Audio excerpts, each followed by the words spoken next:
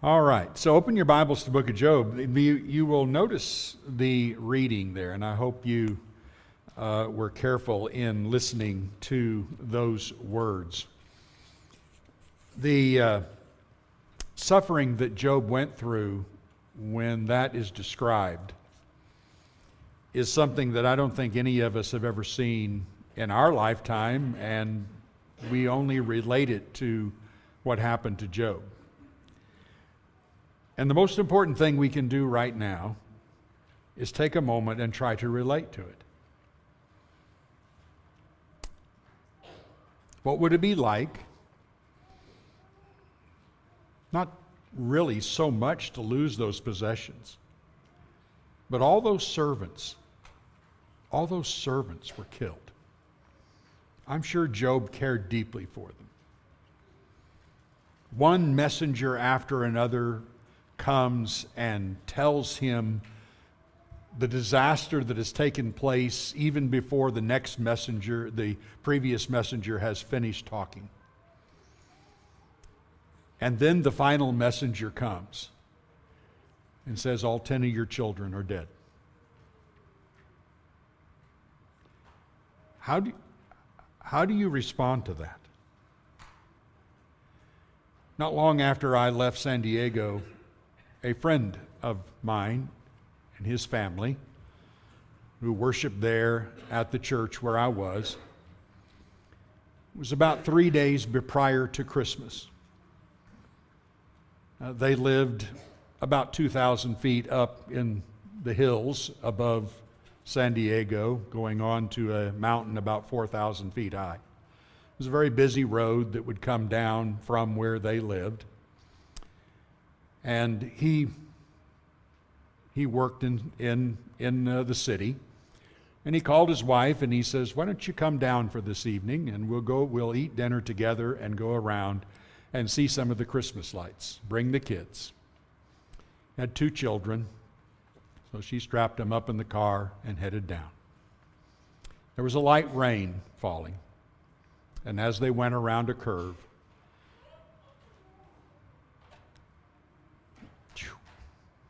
expect that, the car lost control, hydroplaned, was hit on the side by a big SUV or something, and all 3 of them instantly were killed.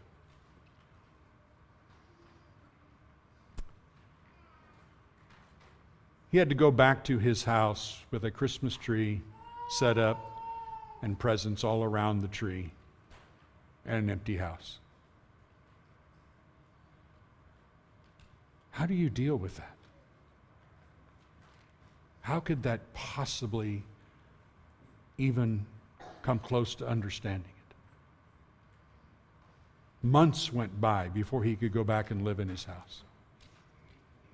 And the reports I got a few years later is he fell. He fell away. I hope he's come back since then. I've lost track of him. If you lost like that,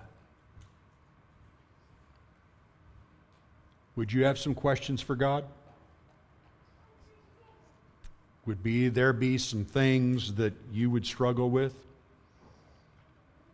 It wouldn't even be like it was reality, would it? Can you imagine the confusion? You imagine what it would be like that just where you got by yourself and just said, this just cannot be. What is going on? This is not right. This is not what things should have been. You know, that was just the beginning of Job's trial.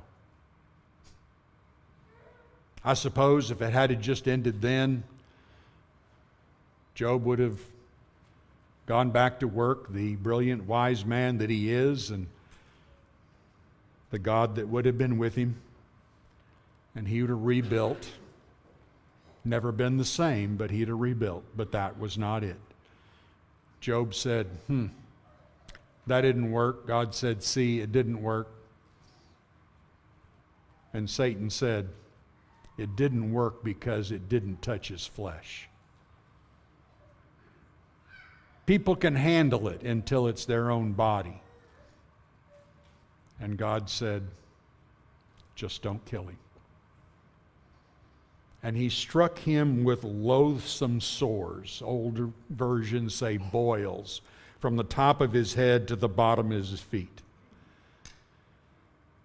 Job went out and found a ash heap. I wonder if it wasn't someplace outside the city or just inside the city, someplace where they dumped the excess ashes from the fires that burned. He sat down in the midst of the ashes, and he took the ashes and he covered his body with the ashes to give some kind of soothing to the sores that were all over him. And he picked up a piece of broken pottery and he began to scrape the pus off of his sores as he sat there in misery. Apparently, it was months before his friends arrived, at least long enough time that when they came, they didn't even recognize him. He had lost so much weight and the disease had taken so much from him that you couldn't even tell it was Job. And his condition was so bad that they sat down and could not even speak to him for a solid week.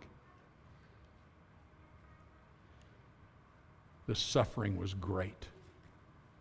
And it went on and on and on. It didn't go away. I said this last week, but it's worth re-emphasizing over and over again. There's a trial coming. Every human being should always say, there's a trial coming. It is not intended to say that to spook you, to make you jitter, to make you go, oh no. It's intended to say, we must be ready. We must prepare. And God has given us the way to prepare. As you know, Job's wife was not prepared. The friends were not prepared. We must prepare. So let's talk about how we can do that. I've planned 4 or 5 lessons out of the book of Job. We won't do them every week because I still want to finish Revelation, but I'm trying to do it in the evenings and I don't get a lot of evenings. So that's what that's about. All right? So let's introduce this book. The question is, why do you serve God? Why do you serve God? Why do you try to live righteously before God? What is the motivation out of that? And we need to examine this very carefully because we all think we know. But when you think of the book of Job, there are certain things that we typically neglect. Let me see. What is it? We neglect 39 chapters. That's what we neglect. Can you imagine? Most Bible students are, I've got chapters 1 and 2 down pat, and chapter 42, and putting the two together, here's what a trial is all about. Well, it's tough, but it gets better. That's a scary thought, isn't it? God inspired this, including all that was in the middle there, and we determine we don't need to spend any time there. That ought to be scary. We need to prepare. And it is important that we do so, and it is important that we do so not simply listening to someone talk about it or teach on it, but to be by ourselves with God and really struggle with it and grapple with it and prepare ourselves. The interesting thing about this book is that it is not a book that is really intended to give us a lot of answers to suffering, God never answers Job with all the questions that Job had. God never says, well, let me give you an answer finally. You've been screaming about an answer this whole time. Let me give you an answer. God does not do that. And it is important that He does not do that, and there is a major reason why He does not do that. But what God does, sorry, I don't have anything, but boy, I don't know where that came from.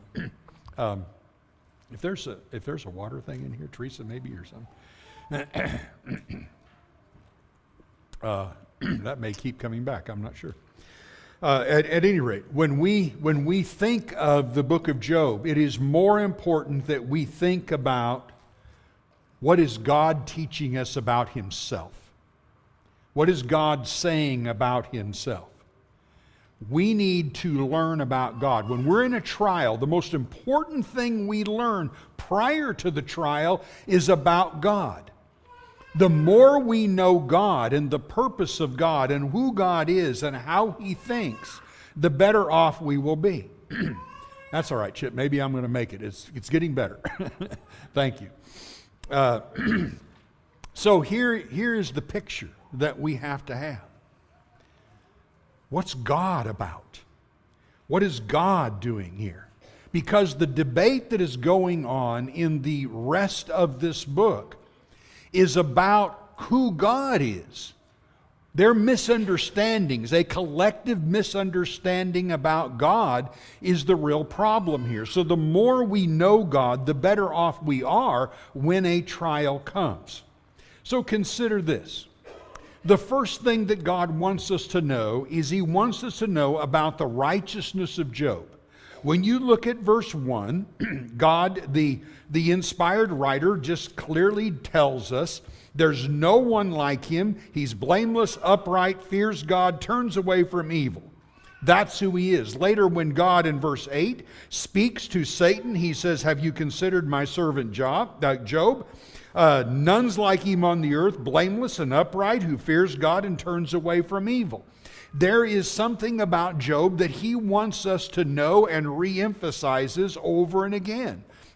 Job is a righteous man, and there is none like him on the face of the earth. That should tell us a few things. First and foremost, I think verse 8 is a beautiful glimpse of God. Just think of that. Do you just see God saying to Satan, have you seen my guy? He's just something else. Can you imagine how cool that is? Can you and I live in such a way in which God would say to Satan, do you see my servant? Do you see him? Do you see her? Do you see what they're doing? There's a pride in God's heart. And we need to appreciate that. And we need to live in such a way in which we would know that God would be saying, do you see my servant? And after a trial, that he would say to Satan, do you see that even though you did this to him, do you see my servant? That's a beautiful thing. Secondly, it is important for us to see that no matter how righteous anyone is, no one is exempt from trials. There was no one like Job on the face of the earth. Thank you so much, Danny. There was no one like Job on the face of the earth.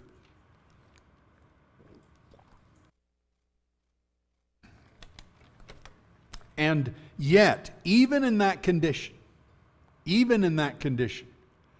was not exempt from trials. And not just not exempt from a trial, he was not exempt from the worst trial any of us could even imagine. That is just beyond our understanding. And if there is any doubt about the righteousness of Job, just consider these words in Ezekiel chapter 14 and verse 13. Son of man, When a land sins against me by acting faithlessly, and I stretch out my hand against it and break its supply of bread, and send famine upon it and cut it off from man and beast, even if these three men, Noah, Daniel, and Job, were in it, they would deliver but their own lives by their righteousness, declares the Lord God. Any question about who God thinks is the three greatest? Noah, Daniel, and Job. What about their trials? Woo! Pretty good, huh? No one is exempt from a trial. That's easy to do because we start thinking in terms of looking at someone who's going through a trial and go, well, I'm glad I'm smart enough to avoid that. You've never thought that, right? Well, I'm glad I try to make the right decisions so those things don't happen. We never think that way, right? Oh, woe is them. I'm so sorry they're going through this. I'm so glad this is not me. We never think that way. Yeah, we do. We do. And it is foolish to think that way. You see, foolishness and sin should not ever be in our mind the default reason for suffering. Suffering is part of our lives, and God is intended to use it, and we need to understand why He uses it and why He would do that. Chapter 2, verse 3 really reinforces that when he states that Job was afflicted without cause, without reason. Job had done nothing to deserve anything that had happened to him. And it is very important to see that. So here is the question that is before us.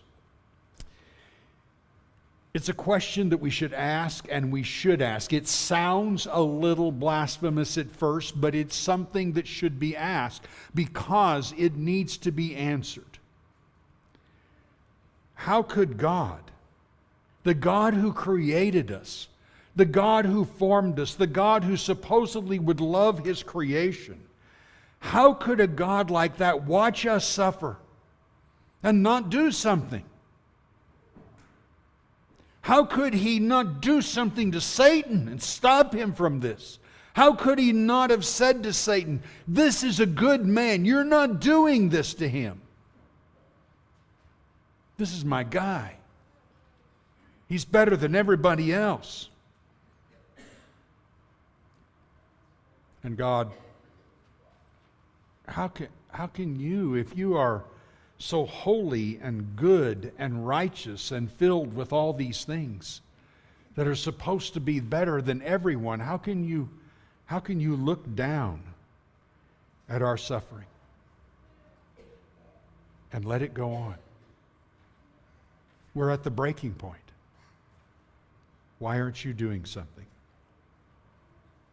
And maybe the most important question is, why would we trust and serve such a God?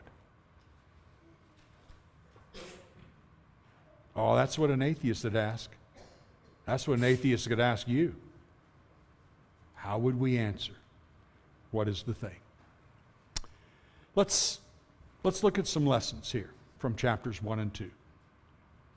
Look at a few things that I think are very, very important to this. The first question is, and the first statement is, that we need to understand that being religious and being a believer and follower in God is not enough.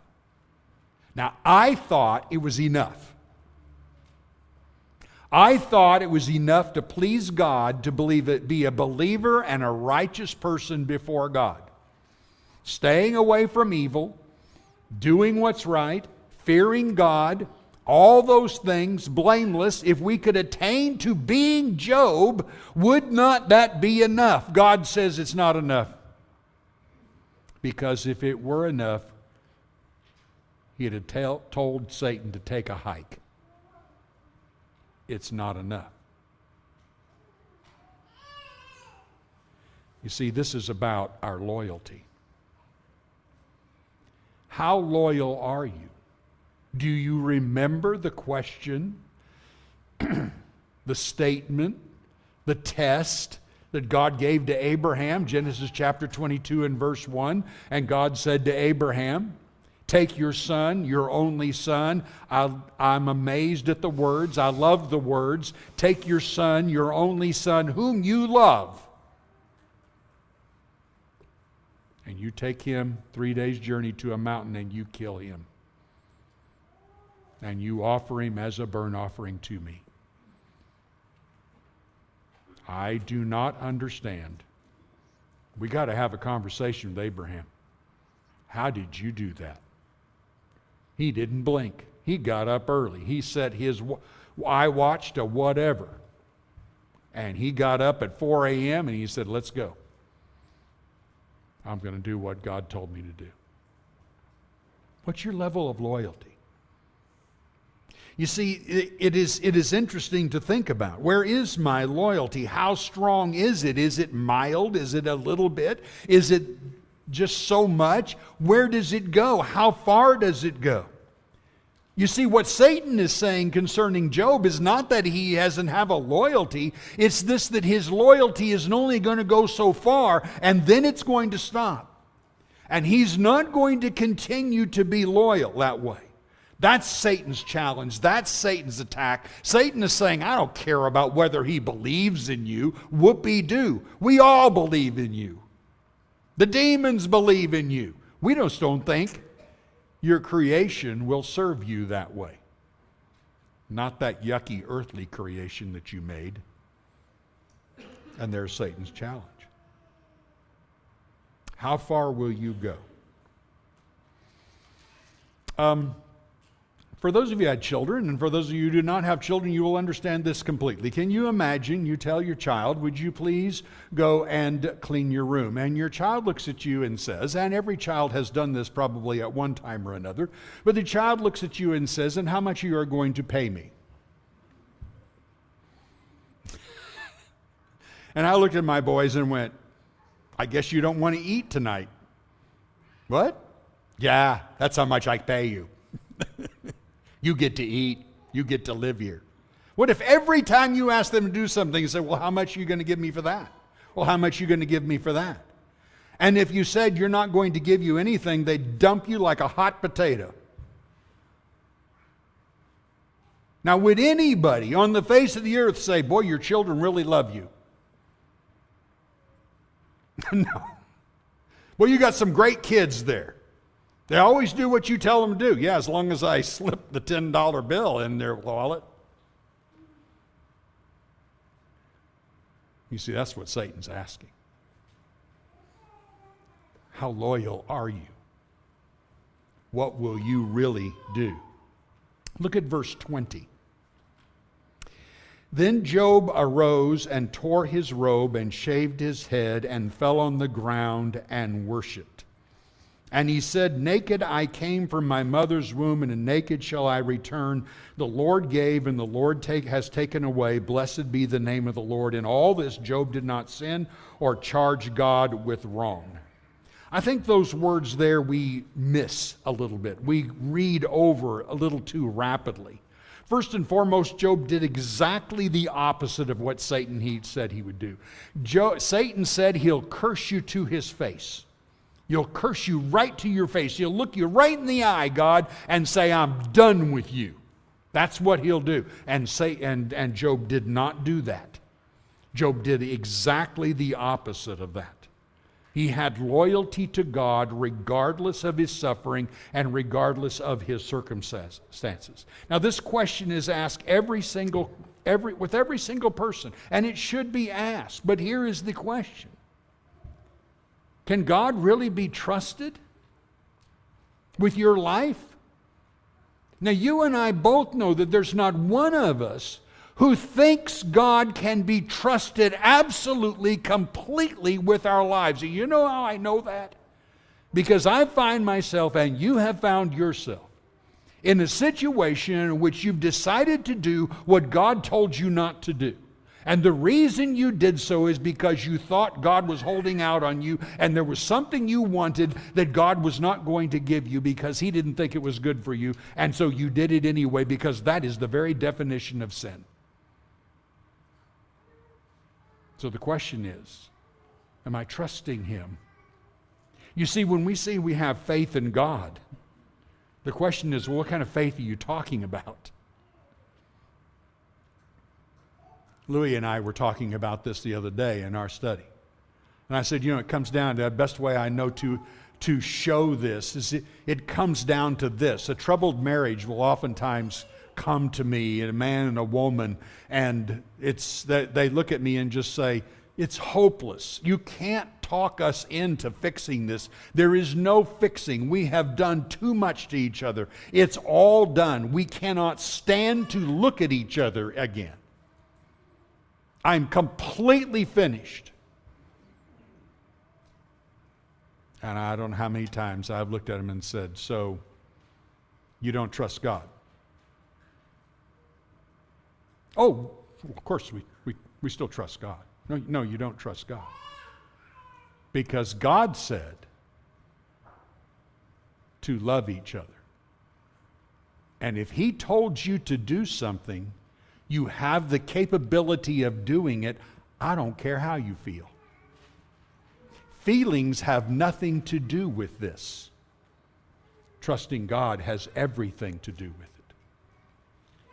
When God tells you to do something, He isn't telling you to do something you're unable to do.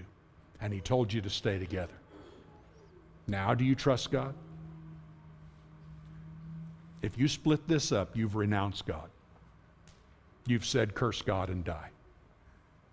That's true of every part of our lives. The question is, can God be trusted with my life? And I can let Him tell me how to live it, and He's going to come through for me. Is He really going to come through for me? Is your love for Him motivated then by what He gives you? By what you have in this life, by what it is? Or is your love motivated because He's wonderful counselor, the mighty God, the everlasting Father, the Prince of Peace, as Isaiah said? Is that why you love Him? This is the real question that's before us. You know the best way to know that? And I don't think you really know it yet. None of us do until the trial. But the best way to figure out, will I love Him no matter what? Will I devote Him to myself to Him no matter what? Is how much I devote myself to Him now.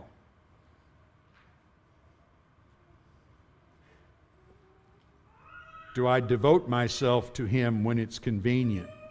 Do I devote myself to Him mostly? Do I devote myself to Him with some of my heart and some of my mind and some of my soul and some of my strength? Or do I devote myself to Him with all of my energy and all of my strength and all of my heart and all of my love? You see, that's what the question is. The question isn't, do you believe there's Jesus? The question isn't, do we take the Lord's Supper and thank Jesus for dying on the cross for us? The question is, how much loyalty do I have to Him? If every single thing that meant anything to you was taken away from you, is that when you would act like Job? Did you see what he did?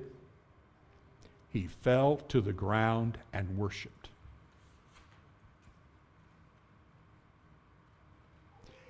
He believes God did this to him, and he fell to the ground and worshiped the God who did this to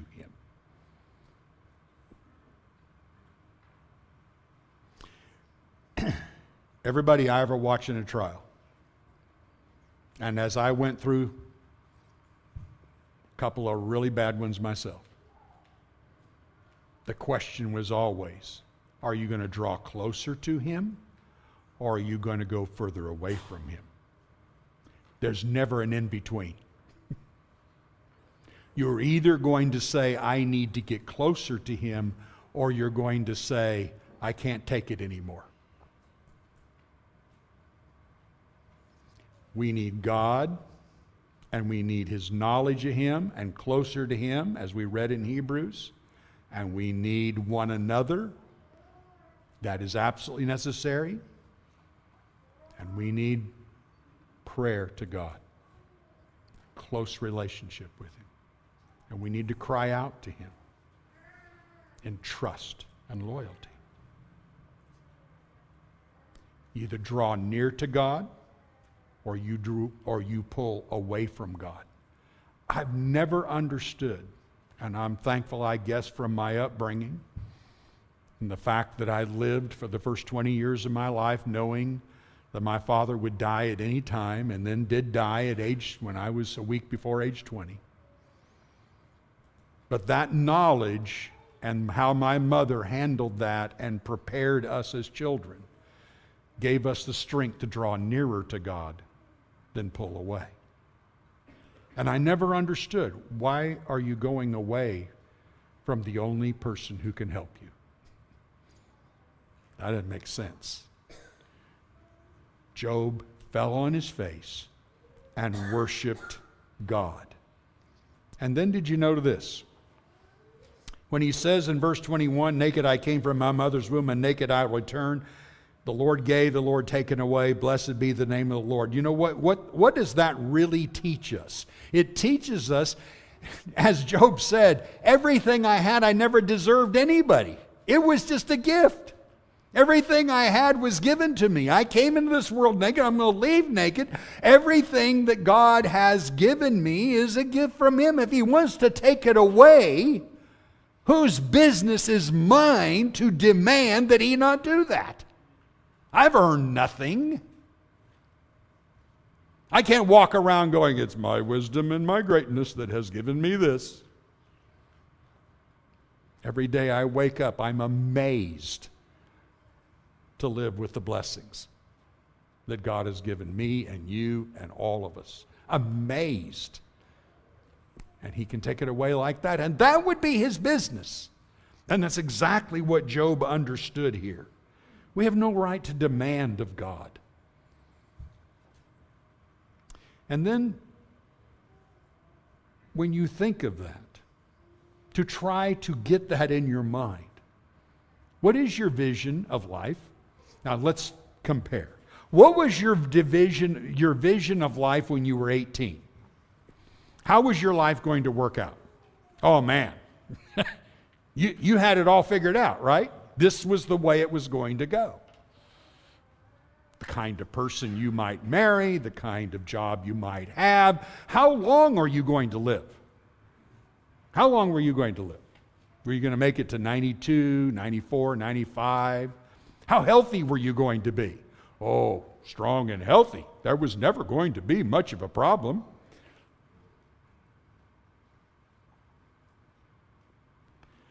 How'd you think that worked out for you when you turned 30, 40, 50, 60?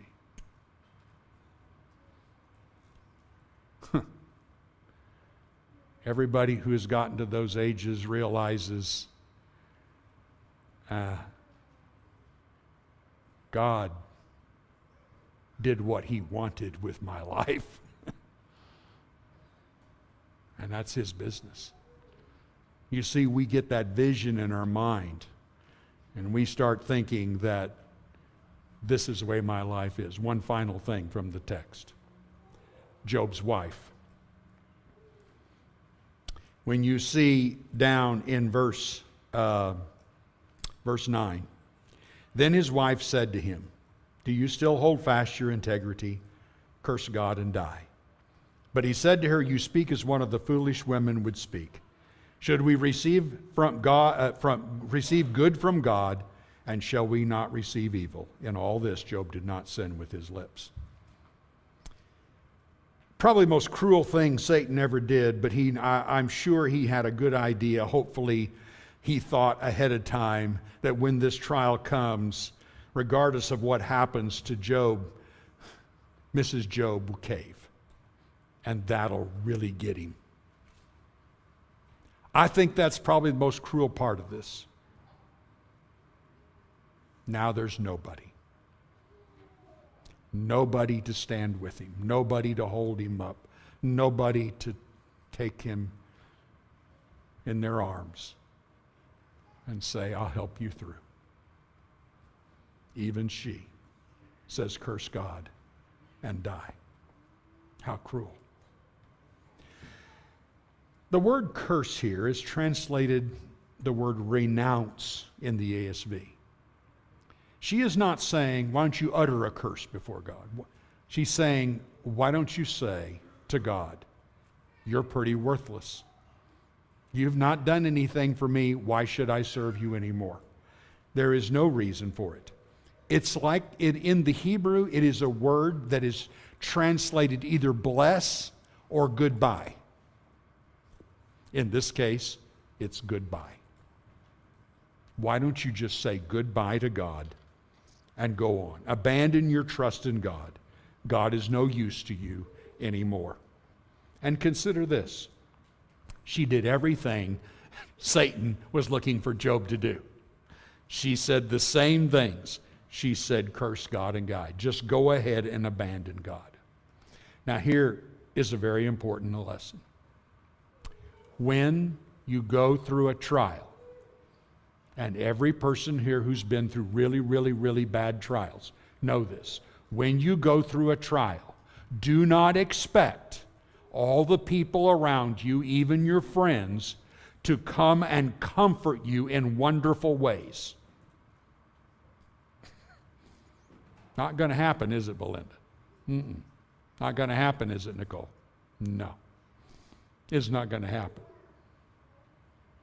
And when you get that in your mind, that somehow everybody's going to come and just, oh, it's going to be great, and help you through this trial, you are wrong.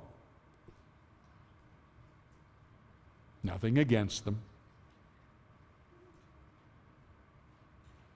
But it is important for us to understand that when we go through a trial, everybody around us goes through a trial.